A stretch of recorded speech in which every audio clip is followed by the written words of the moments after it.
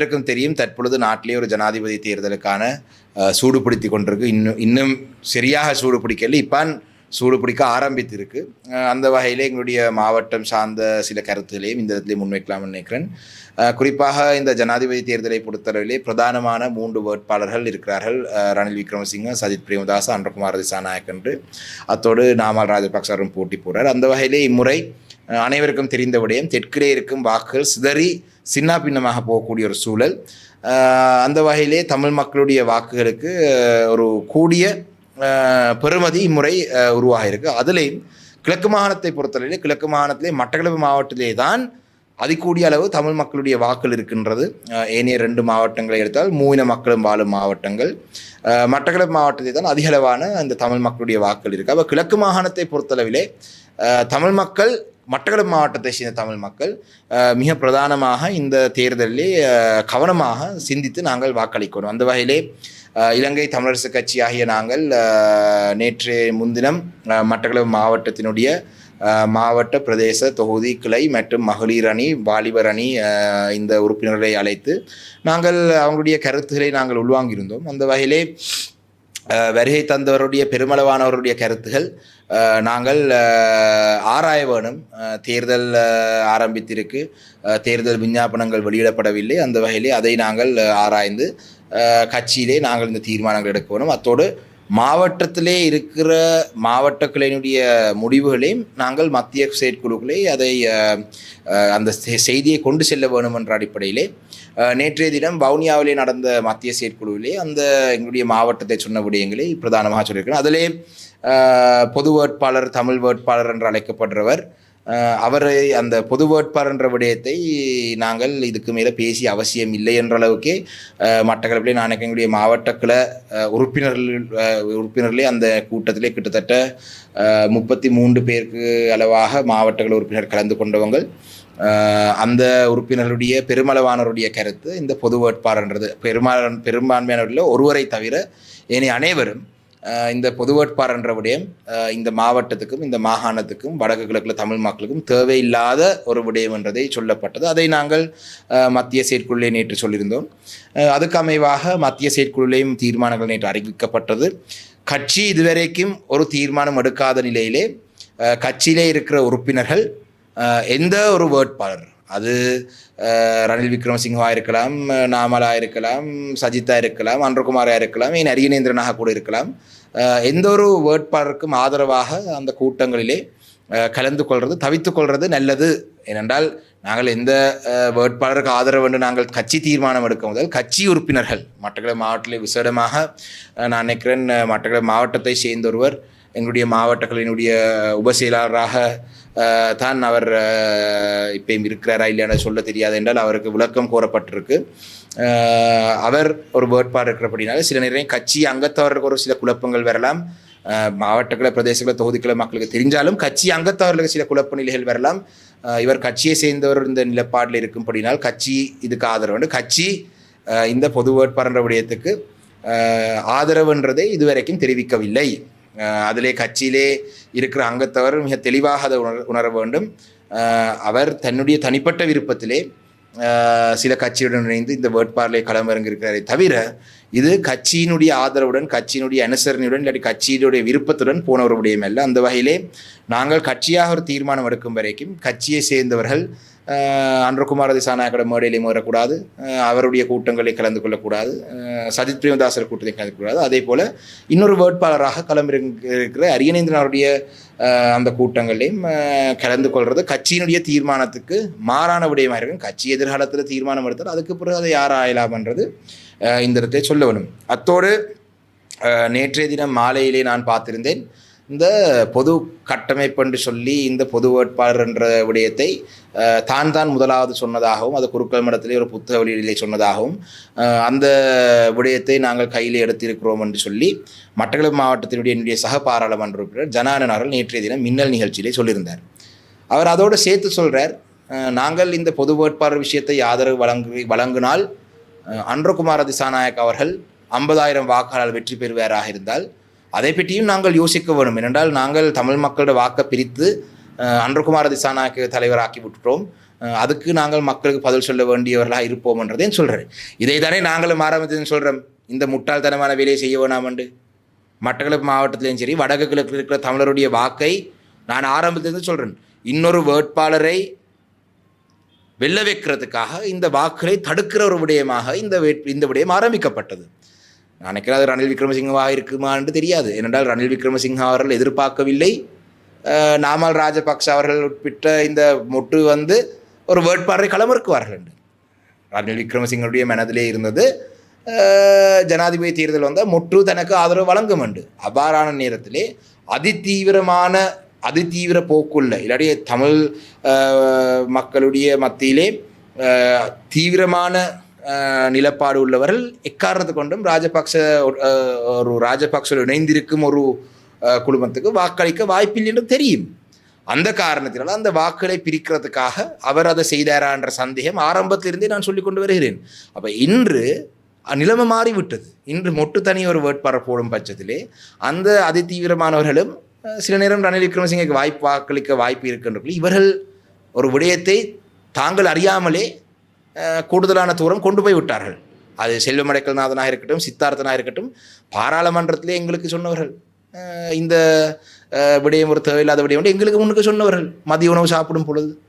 ஆனால் அந்த தேவையில்லாத விடயத்தை ஒரு கட்டம் மேலதிகமாக கொண்டு போயிடுறாரு. இதில் என்னை பொறுத்தவரை EPRLF கட்சியுடைய தலைவர் சுரேஷ் பிரேமச்சந்திரன் அவர்கள் அவர் ஆரம்பத்தில் இருந்தேன் சரி இப்பயும் சரி இதில் தீவிரமாக நிற்கிறேன். அவருக்கு ஒரு அடையாளம் இல்லை.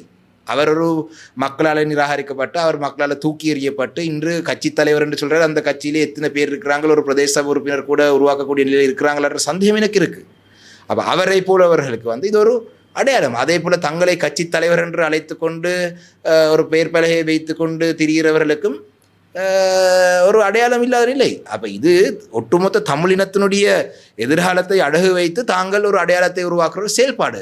அதிலே இன்று கோவிந்தன் கருணாகரன் ஜனா அவர்கள் சொல்கிறார், சில நேரத்திலே எங்கட வாக்கு பிரிக்கிறதால அன்றகுமார் வந்தால் என்றால் இப்போ என்ன சொல்ல வரார்கள், சில நேரத்திலே இந்த பொது வேட்பாளர் விஷயத்திலே அவங்க பின்வாங்கக்கூடிய ஒரு சூழல் தெரிகிறது. ஏனென்று சொன்னால் ஆரம்பித்தது வேறு நோக்கம், ஆரம்பித்த நோக்கம் இனி தேவைப்படாது. அப்போ நாங்கள் என்ன செய்ய வேணும், எங்களுக்கு இந்த ஆரம்பித்தவர்களுக்கான அந்த ஆதரவை நாங்கள் வழங்க வேணும் என்று கூட இருக்கலாம். அந்த வகையிலே இதிலே போய் இந்த பொறிக்குள்ளே தலையை கொடுத்தவர் அவரும் யோசிக்க வேணும். ஆனால் அவர்களுக்கு எல்லாம் இதை யோசிக்க வேண்டிய அவசியம் இல்லை. என்றால் இனி அவங்க தேர்தலில் ஈடுபட்டு மக்களால் தூக்கி எறியப்பட்டு அரசியலே ஒதுக்கப்பட்ட நிலையில் இருக்கிறவர்கள் இதற்கு பின்னால் செல்வது என்றால் இனி இதுக்கு மேலே என்ன நமக்கு நடக்க போகுது. ஆனால் அப்படி இல்லை, நாங்கள் இளைஞர்கள் எங்களுக்கு பதில், நாங்கள் இனி எதிர்வரும் சமுதாயத்துக்கு பொறுப்பு சொல்லுறவர்களாக நாங்கள் இருக்கிறோம். நீங்கள் உங்களோட காலத்தை கடந்து விட்டு போயிடுவீங்கள். எதிர்வரும் சமுதாயத்துக்கு நாங்கள் தான் பதில் சொல்ல வேண்டியதாக வரும். ஏனையா இவ்வாறான ஒரு முட்டாள்தனமான தீர்மானத்தை 2024ஆம் ஆண்டு எடுத்த பொழுது ஏன் நீங்கள் மௌனமாக இருந்தீர்கள் என்று ஒரு கேள்வி நமக்கு தான் வரும். அந்த வகையில் இதை நாங்கள் பதிவு செய்து வைக்க வேணும். மட்டக்களப்பு மாவட்டத்திலே போகும் இடமெல்லாம் இது என்னத்துக்கு இந்த தேவையில்லாத வேலை எடுத்திருக்கிறீங்கள் என்ற ஒரு கருத்து. அப்போ நாங்கள் இது நாங்கள் எடுக்கவில்லை. அதாவது இன்று தமிழ் தேசியம் என்று சொல்லி தான் இவர்கள் சொல்கிறார்கள். ஆனால் அந்நிய சக்திகளுடன் சேர்ந்து 80களிலே தமிழ் தேசியம் ஒரு தமிழீழம் வருவதற்கு தடையாக இருந்தவர்கள் தான் இன்று இந்த பொது வேட்பாளர் இருக்கிறார்கள். காட்டி கொடுப்பு செய்தவர்கள், இராணுவத்துடன் சேர்ந்து சாக்கு போட்டு காட்டி கொடுத்தவர்கள் இன்று இவ்வாறானவர்கள் தான் இருக்கிறார்கள். அந்த வகையிலே இதிலே இன்னும் பல விடயங்களை நாங்கள் சொல்ல வேண்டும். நீங்கள் கேள்வியாக கேட்டாலும் பதில் சொல்ல தயார். என்றால் இந்த 60 கோடி விடயங்களை பற்றியெல்லாம் நான் அண்மையிலே கொழும்புலே ஒரு ஊடகத்திலே வைத்து சொன்னேன். ஆனால் மட்டக்களப்பு ஊடகவியலாளர் என்ற வகையிலே உங்களுக்கு சில சந்தேகங்கள் இருக்கலாம். ஏனென்று சொன்னால் நீங்கள் தான் அந்த எனக்கு எதிராக சொன்ன அந்த செய்தியும் இதிலே இன்னொரு விடயம். நேற்றைய தினம் ஜனான அவர்கள் சொல்கிறார், இது இந்த 60 கோடி கதை ஒளிச்சி மறைச்ச கதை. அவரே சொல்கிறார், சாணக்கியன் தம்பி தான் முதலாவது முறையாக தனக்கு இந்த நிதி ஒதுக்கப்பட்டதுன்னு. உண்மைதானே, நானே என்ன வீட்டை கொண்டு போகிறதுக்கு அந்த நிதி ஒதுக்கப்பட்டது. அந்த நிதி ஒதுக்கப்பட்டு கடிதங்கள் போய் இப்போ ஒப்பந்தங்கள் செய்து வேலையில் ஆரம்பிக்கிற கட்டத்தை இருக்கிறார்கள். அந்த வகையிலே இதுதான் சாராம்சம். தமிழ் மக்கள் அவசரப்படக்கூடாது, விசேடமாக மட்டக்களப்பு மாவட்ட மக்கள் அவசரப்படக்கூடாது. இன்று நீங்கள் பார்த்தீங்களன்னு சொன்னால் இஸ்லாமிய சகோதர பாராளுமன்ற உறுப்பினர் இரு பக்கத்திலே இருக்கிறார்கள். சஜித் பிரேமதாஸ் அவர்களுடன் ரிஷாட் பதூதீன் அவர்களும் ஹக்கீம் அவர்களும் இருக்கிறதாக சொல்லப்படுது. அதே நேரத்திலே ரணில் விக்ரமசிங்க தரப்பிலே நசீர் அகமட், அலி சாஹிர் மௌலானா, அத்தாவுல்லா, ஹரிஸ் அவர்கள் மங்கால போகிறதுக்கான வாய்ப்பு இருக்கு, உத்தியோகபூர்வமாக போகவில்லைன்னு சொல்கிறப்ப இஸ்லாமிய சகோதரர்கள் இரு பக்கத்திலேயும் இருக்கிறார்கள். அப்போ அந்த அபாரான ஒரு நிலையிலே மட்டக்களப்பு மாவட்டத்திலையும் சரி, கிழக்கு மாகாணத்திலையும் சரி, எங்களுடைய தமிழ் மக்களுடைய எதிர்காலத்துக்கு என்ன நன்மை? இது ஒட்டுமொத்த வடக்கு கிழக்கு மக்களுடைய நன்மையை கருதி அதுக்குள்ள நிச்சயமாக தமிழ் மக்களுக்கு மட்டக்களப்பு மாவட்டத்திலே எது நல்லதென்றும் அந்த கட்சி இருக்கிற தீர்மானத்திலே உள்வாங்க வேண்டுமென்றதிலே நான் மிக கவனமாக இருக்கின்றேன். அந்த வகையிலே தான் நேற்றைய தினம் கூட்டத்தில் தீர்மானிக்கப்பட்டது. பிரதானமாக இந்த தேர்தலில் போட்டி போட்டிருக்கிற 3 பேருடைய தேர்தல் விஞ்ஞாபனங்களை பார்ப்போம். அதில் என்ன வருதுன்றதை பார்த்து நாங்கள் தீர்மானம் எடுக்கிறார்ன்றது எங்களுடைய கிளிநொச்சி யாழ் மாவட்ட பாராளுமன்ற உறுப்பினர் ஸ்ரீதரன் அவரும் அதை சொல்லியிருந்தார். அந்த வகையிலே நாங்கள் பொறுத்திருந்து பார்ப்போம். மட்டக்களப்பு மாவட்ட மக்கள் தயவு செய்து அவசரப்பட வேண்டாம். இன்னும் காலம் இருக்குது. 21ஆம் தேதி தேர்தல். நமக்கு முடிவெடுக்கிறதுக்கு ஒரு 24 மணி நேரம் தேவையா? நாங்கள் ஒரு மிக சரியான நேரத்திலே நாங்கள் இந்த பதிலை சொல்லுவோம். இதை நான் ஏன் சொல்கிறேன் என்று சொன்னால், நான் இன்று காலையிலே கூட ஒரு இடத்தை போயிருந்த நேரத்திலே ஒரு திறப்பு விழாக்கு போயிருந்தேன். அந்த இடத்துல கேட்குறார்கள், கட்சி என்ன, நீங்கள் என்ன முடிவுன்னு நான் கேட்டேன். நீங்கள் என்ன முடிவுன்னு பார்த்துட்டு இருக்கிறோம்ன்றாங்க. நேற்று வவுனியாவிலே காலையிலே உணவு சாப்பிட ஒரு சைவ உணவகத்துக்கு போயிருந்தேன். அங்கே நான் கேட்டேன், சும்மா என்ன மாதிரி ஜனாதிபதி தேர்தல் அதுதானே நீங்கள் சொல்கிறீங்களே, கெதியா சொல்லுங்க, அப்பா நாங்கள் வேலை செய்கிறோம். மக்கள் மத்தியிலே இலங்கை தமிழரசு கட்சியினுடைய முடிவுக்காக மக்கள் பார்த்து கொண்டிருக்கிறாங்க. அந்த முடிவை நாங்கள் சரியான நேரத்தை மக்களுக்கு அறிவிப்போம். உண்மையிலே ஜனானனுக்கு கிடைச்சது போல புள்ளையான் அவர்கள் டிசிபி ஃபண்டிங் எனக்கு தரல. பன்முகப்படுத்தப்பட்ட நிதி என்று சொல்லி மட்டக்களப்பு மாவட்டத்தில் ஒதுக்கப்பட்ட காசில் புள்ளையான் ஜனானனுக்கு கொடுத்தவர். புள்ளையானுக்கும் ஜனானுக்கும் நல்ல உறவு இருக்கா இல்லையான்றது அது மக்கள் தீர்மானிக்கட்டும். ஏனென்றால் எனக்கு என்னுடைய முன்மொழிகளை நிராகரித்து சாணக்கியனுக்கு கொடுக்கக்கூடாது என்று சொன்ன புள்ளையான் ஜனானுடைய முன்மொழிகளை ஏற்றுக்கொண்டவர். அவருக்கும் அந்த அந்த 5 கோடி ரூபா அந்த நிதியிலையும் அதை தாண்டி இன்னொரு 5 கோடி ரூபா அவர் ஒரு கிராமத்துக்குள்ளே மட்டும் சென்று அந்த நிதியை போட்டிருக்கிறார். நான் அவ்வாறு ஒரு கிராமத்துக்குள்ளே கூடிய நிதி நான் போட்டு எல்லா சமனாக பரவலாக போட்டிருக்கேன். சில கிராமங்களுடைய சனத்தொகையின் அடிப்படையில் கூட குறைய போட்டிருக்கலாம். அவர் ஒரே ஒரு கிராமத்துக்கு அந்த மேலதிகம் அந்த 5 கோடியும் போட்டிருக்கார். அப்போ ஜனா அவர்களுக்கு 10 கோடி ரூபா பன்முகப்படுத்தப்பட்ட 5 கோடி ரூபா புள்ளையான் பன்முகப்படுத்தப்பட்ட நிதியூடாகவும் இன்னொரு 5 கோடி ரூபா ஜனாதிபதியினுடைய நிதியூடாகவும் கிடைக்கப்பட்டது. எனக்கு நான் ஜனாதிபதியை சந்தித்த பொழுது நான் முதலாவது முறையாக நான் 5 கோடி ரூபாய் முன்மொழியில் கொடுத்தேன். அதுவும் ஜனாதிபதி செயலகமூடாகத்தான் மட்டக்களப்பு மாவட்டத்துக்கு வந்தது. அதே போல் நான் மேலதிகமாக முன்மொழியிலும் கொடுத்திருந்தேன். அந்த முன்மொழியை நான் கிட்டத்தட்ட 596 மில்லியன் ரூபாய் முன்மொழியை நான் கொடுத்திருந்தேன். அதிலே ஜனாதிபதி செயலகத்தால் அந்த 596 மில்லியன் ரூபாய்க்கு அனுமதி வழங்கப்பட்டது. அதிலே 400 மில்லியன் தான் தரப்பட்டது. அதுக்குரிய காரணம் வியாலேந்திரன், புள்ளையான், நான் ஜனானனும் இப்போ கதையை பார்த்தா அவரும் இதுக்குள்ளே சேர்ந்து போயிருப்பாருன்னு நினைக்கிறேன். அங்கே போய் ஜனாதிபதி செயலகத்துக்குள்ளே சத்தியகிரக செய்து வரலாம். சாணக்கியனுக்கு இந்த மிச்ச காசை கொடுக்காதீங்கண்டு. என்ன கேவலமான வேலைகள். நான் என்ன 596 மில்லியன் வந்தால் 196 மில்லியன் ஹம்பாந்தோட்டைக்காக கொண்டு போகிறேன். மட்டக்களப்பு மாவட்டத்துடைய அபிவிருத்தி நான் தேடி கிராமப்புறங்கள் இருக்கிற பாடசாலைகளுக்கு போட்ட காசு. இந்த நேற்றைய தினம் கூட என்ன சிப்பிமடு வவுனதீவு சிப்பிமடு ஒரு மிக பின்தங்கிய ஒரு பிரதேசம். சிப்பிமடு பாடசாலைக்கு போட்ட அந்த காசு வெட்டப்பட்டிருக்கு. அந்த நாங்கள் முன்மொழிகள் வந்ததினுடைய அடிப்படையிலே அந்த முன்மொழியை கொடுத்திருந்தோம். அப்போ தூர பிரதேசங்களிலிருந்து முன்மொழி பிந்தி தான் வந்தது. ஏன் வாகரையில் இருக்கிற எல்லா பாடசாலைகளுக்கும் 5 லட்சம் ரூபா 3 லட்சம் ரூபா ஒதுக்கப்பட்டது. வவுனதீவு டிவிஷன் இருக்கிற எல்லா கிராமவிரி சங்கம் எல்லா மகளிர் அமைப்புகளுக்கும் 3 லட்சம் ரூபா போடப்பட்டது. கதிரை வாங்குறதுக்காக இருக்கலாம், இல்லாட்டி அவங்களுக்கு தேவையில்லை பூர்த்தி செய்யறதுக்கு.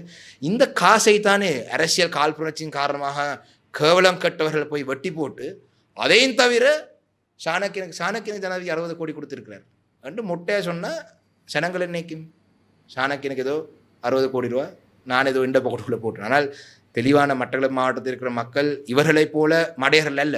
மட்டக்களப்பில் இருக்கிற மக்கள் இவர்களை விட அறிவாளிகள்.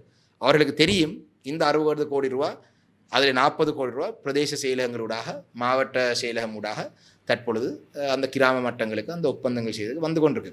இதிலே ஜனாதிபதி அவர்களுக்கு நான் ஆதரவு வழங்குறதால் இந்த காசு வழங்கப்பட்டதா என்று நீங்கள் நேரடியாக கேட்ட கேள்விக்கு ஜனாதிபதி அவருக்கு எந்த ஒரு வாக்குறுதியும் வழங்கவில்லை. நான் பகிரங்கமாக சொல்லலாம். எனக்கு போய் சொல்ல வேண்டிய அவசியம் இல்லை, பயமும் இல்லை. ஜனாதிபதி அவருக்கு நான் சொல்லியிருக்கிறேன், நீங்கள் தமிழரசு கட்சியினுடைய ஆதரவை எடுக்கக்கூடிய வகையான உங்களுடைய நகர்களை நீங்கள் செய்யுங்கள். அதாவது தமிழரசு கட்சி என்ன சொல்லுது, தேசிய இனப்பிரச்சனைக்கான ஒரு தீர்வு, சமஷ்டி அடிப்படையிலான ஒரு தீர்வை பற்றி பேச வேணும், வடக்கு கிழக்கு இணைந்த ஒரு தீர்வை பற்றி பேச வேணும், எங்களுடைய நிரந்தரமான அரசியல் தீர்வை பற்றி பேச வேணும்.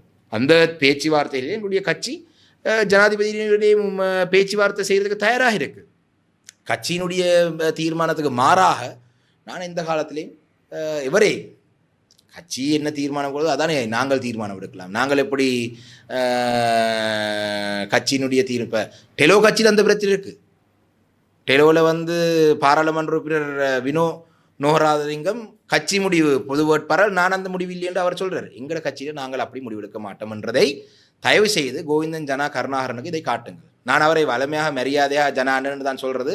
ஆனால் இப்படியான ஒரு அரசியல் ரீதியாக ஒரு பங்க்ரோத் அரசியல் நிலையிலே இருக்கும் ஒருவரை தற்பொழுது நிலை எதிர்காலத்தில் நாங்கள் திருப்பி நாங்கள் இன்றைய நிலையிலே ஒரு மனவேதனையுடன் இருக்கிற என்றால் ஒரு மூத்த ஒரு உறுப்பினர், அவர் என்னுடைய தந்தையை விட ஒரு 2 வருஷம் தான் குறைவு, தம்பி சாணக்கியன் என்று சொல்கிறார். ஆனால் ஊடகங்களுக்கு முன்பாக என்னை பற்றி பிழையான ஒரு வகையாக இதை காட்டுவது ஒரு கவலையான ஒரு விடயம். அந்த வகையிலே மிக கீழ்த்தனமான வேலையில் ஈடுபட வேண்டாம் என்றதை தான் சொல்கிறேன். இன்னொரு விடயம், அவர் அண்மையிலே ரணசிங்க பிரேமதாசா அவர்களை பற்றியெல்லாம் காய்ச்சிருக்கார். ரணசிங்க பிரேமதாசா தனக்கு அந்த அவருக்கு எதிராக ஒரு பிரேரணை பாராளுமன்றம் ஊடாக கொண்டு வரப்பட்டது. என்ன சொல்கிறது, அதுக்கு நம்பிக்கையில் தீர்மானம் இல்லை அப்படியா, திருப்பி சாட்டு அதில் ஓகே. அத்தோடு இன்னொரு விடயத்தை பற்றி நான் சொல்ல வேண்டும். என்ற மக்கள் தெரிஞ்சிருக்கணும், ரணில் விக்ரம் சஜித் பிரேமதாஸ் அவருடைய தந்தை ரணசிங்க பிரேமதாஸ் அவர்களுக்கு நம்பிக்கையில்லா பிரேரணை பாராளுமன்றத்திலே வந்த பொழுது அந்த நம்பிக்கையில்லா பிரேரணை அதுக்கு என்ன சொல்கிறேன்னு தெரியாது, அவருக்கு எதிராக ஒரு பிரேரணை கொண்டு வரப்பட்டது, அவர் பொருத்தம் இல்லாதவர் என்று. அந்த நேரத்திலே ரணசிங்க பிரேமதாஸ் அவர்கிட்ட கேட்டதாம், உங்களுக்கு என்ன வேணும் என்று.